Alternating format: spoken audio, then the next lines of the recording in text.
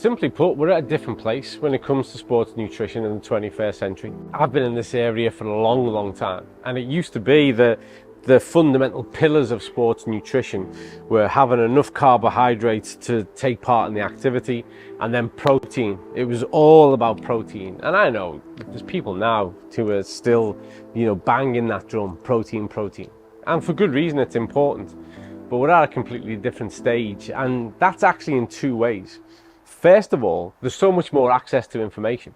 So now the average person, what we call the recreational athlete, which is like myself, someone who's keeping fit, taking part, really staying fit to be in better health. Well, they're well aware of what elite and professional athletes are doing. And it's absolute common sense that you would say, okay, well, if that's what they do at the very top level, then maybe that's what I should do, because everything is relative. So the stress that we put our bodies under just to stay fit and healthy is relatively very similar to the stress that an elite athlete is putting themselves under to be the very top of what they do.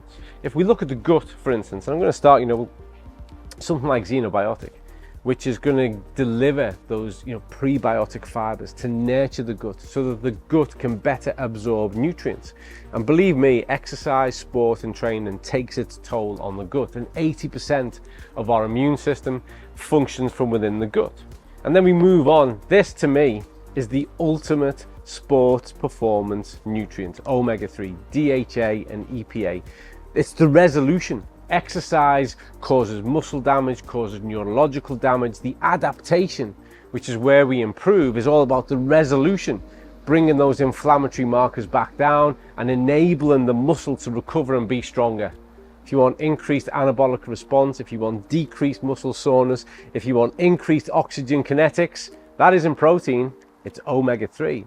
That comes from this, managing those pathways. This, to me, is really the ultimate sports performance bit of nutrition.